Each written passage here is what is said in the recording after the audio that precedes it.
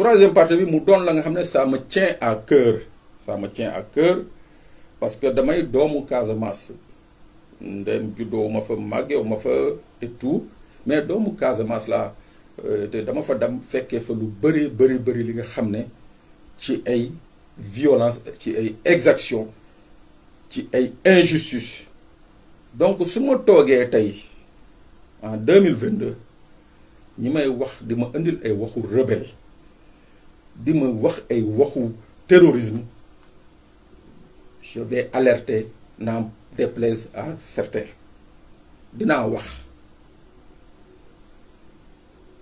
gis nga stigmatisation bii di nekk di juddu damay fàttali aux plus jeunes et je prends à témoin les anciens dirigeants du Casa Sport, je prends à témoin les cadres casamançais gis nga les supporters là du Casa Sport bi nga xam ne moom la équipe nationale di tiitaroo tey jii fu nekk ñu jël leen fa di leen fa yóbbu dans le monde pour supporter l'équipe nationale du Sénégal tollu na woon ay jamono entre 1982 ak 88 ñi ci bokkoon ñëpp jàpp nañ leen arrêté leen au motif que cotisation yi ñu doon cotiser le Casa Sport c'était pour la rébellion dama ne à l'époque su ma ñoom papa ak seen morom les cadres à l'époque de la Casamance ñii doon cotiser pour Casa Sport comme ñenn ñi doon cotiser pour US Gorée wala Kërëng toroxal nañ la ci sa biir liggéey buñ la tëjul kaso donc moo tax ñii di soulever cet épouvantail parce que je considère que c'est un épouvantail. Ils ne rendent pas service à la République du Sénégal. Je ne dis pas qu'ils ne rendent pas service au président parce que le président il a remplacé des gens, il sera remplacé. Mais je dis que le Sénégal est un et indivisible. Ces fossoyeurs, ces va-t-en-guerre là, cette question là, ils n'ont qu'à revisiter l'histoire. Et je dis qu'encore aujourd'hui, est-ce que nous Sénégal, dans le Sénégal, ils savent discerner le faux du vrai. ñii nga xam ne ñooñu mag ñi nga xam ne ñoom nañ doon jàpp di leen manipuler ci ay jamono au motif que ils sont issus de la Casamance et qui n'avaient pas droit au chapitre waruñu woon wax tey les choses ont changé et je remercie au passage le professeur Abdoulaye Bathily bii doon wax les jeunes d'aujourd'hui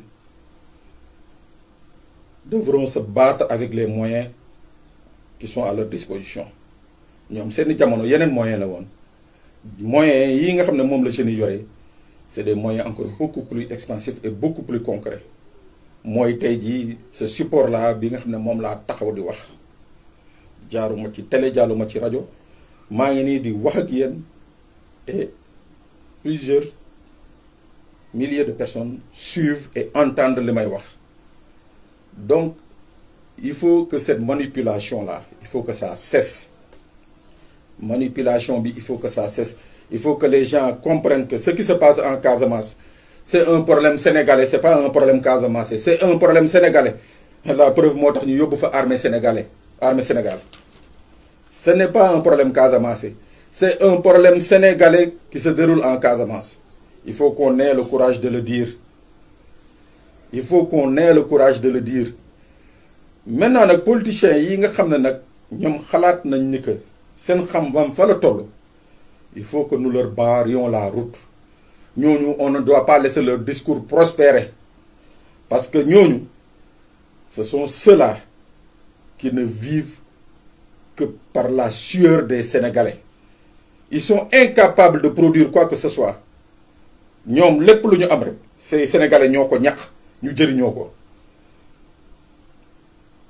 il faut que cela, qu'on les mette définitivement à la portée de tous les Sénégalais. Sénégalais, savent que nous, nous sommes Sénégal.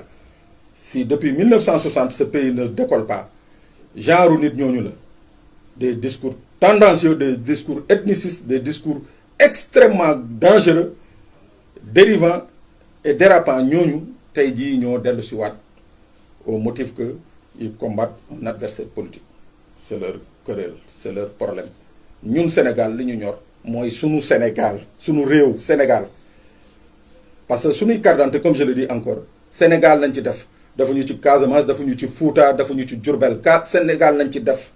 On va se battre pour ce Sénégal-là parce que nous ne permettrons pas à cette minorité de fossoyeurs pour maintenir leur standing ou leur menu train de vie ne dañuy suux le Sénégal dans un abîme. Ils l'ont réussi sous Diouf. Ils l'ont réussi sous Diouf. Wow. Ils ont réussi, ils ont manipulé, ils ont créé des mafias, ils ont mangé des milliards. Bon, demain, tu dis, tu corniches, toutes ces villas-là, à 90%, xaalisu Casamance bi crise Casamance bi bokk na ci. Voilà. Heureusement qu'un président comme Abdoulaye Wade avait compris que le problème, il fallait le gérer autrement. Malheureusement, on est en train de revivre lañ doon dund dans les années 82, 83, 90, 95 ñu ngi koy dundaat ci jamono yi waruñu ko accepter que ce soit le Sénégalais de Oréfondé, que ce soit le Sénégalais de Maka Koulibantang, que ce soit le Sénégalais de Linguère, que ce soit le Sénégalais de Bignona, tous doivent se lever, se donner la main pour dire stop, stop, stop, ça ne peut plus continuer. Loolu mooy premier thème bi ci troisième point bi. Deuxième bi mooy ci mbirum terrorisme yooyu ñuy wax ay forces spéciales.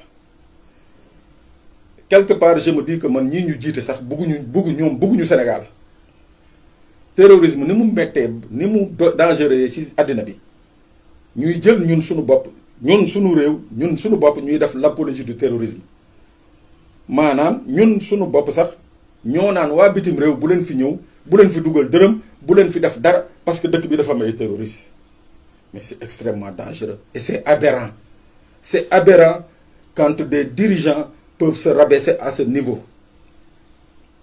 C'est dangereux, extrêmement dangereux.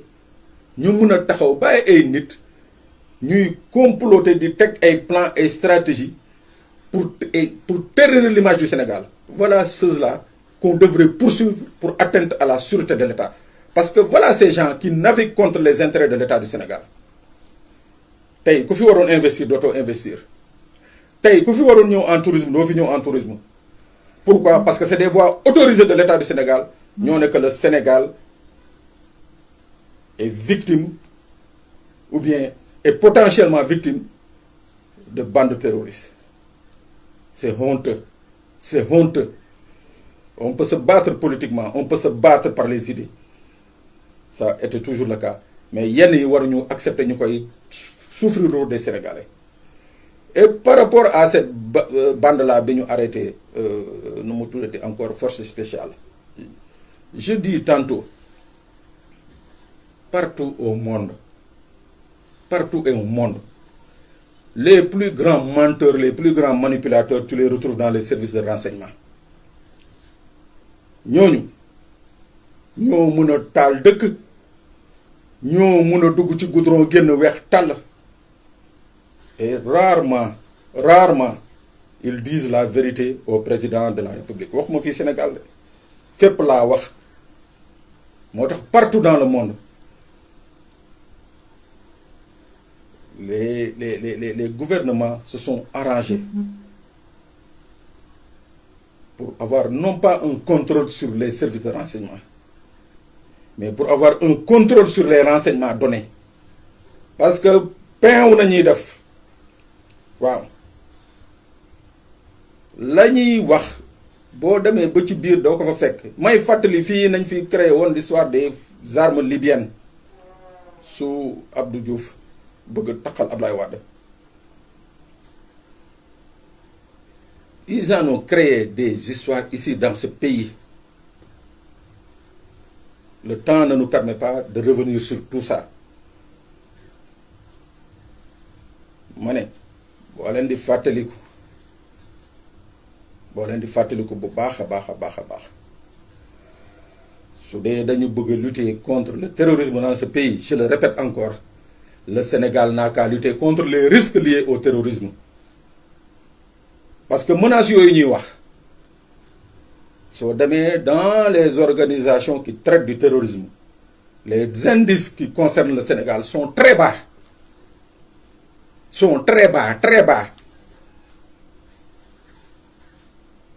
nañu bàyyi nag di mettre les Sénégalais les uns contre les autres nañu bàyyi di manipuler les Sénégalais parce que yii li muy jur mooy que dañuy dem jàmmarloo on se fera face à face comme chien et chat.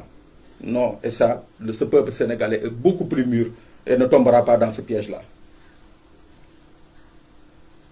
Dernier point bi nga xam ne dama ko ci njàmbaasaale mooy sunuy frères sax sœurs yi nga xam ne ñoo dee barki biig fële ci Maroc doon jéem a jéggi Maroc dem Espagne ci enclave Melilla.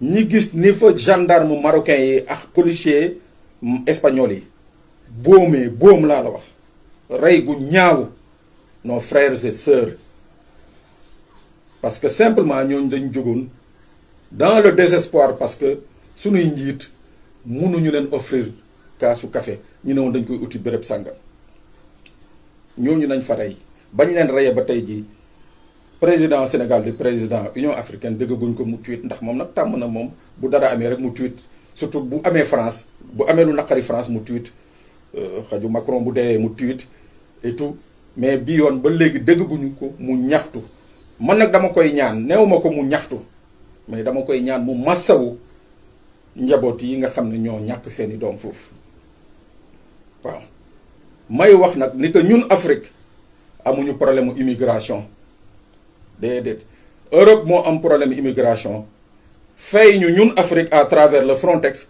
pour ñu koy aaral ay frontières am il faut que ce soit clair ñun Afrique amuñu problème mu immigration ñoom Europe ñoo am problème mu immigration di ñu fay ñun Afrique pour ñu leen di aaral seeni frontières may fàttali encore ni que ñun Sénégal xawma législation yeneen dëkk amul benn loi bu tere doomu Sénégal mu génn Sénégal na da ngay tukki amul loi bu ko tere ñu ngi ko dindi 1978 le Senghor dindi le visa de sortie obligatoire amatul Sénégal donc ça veut dire que y a aucune entrave légalement bu opposé wu un Sénégalais mu génn dem fu ko neex donc nasaraade yi ñoo am problème immigration waaye nag comme ñun ba léegi buumu jaam gi des na fi ñun nañuy jox ay ngànnaay naan ñu duma leen seeni doom rey leen seeni doom voilà ce qui s'est passé au Maroc ma leen di jaajëfal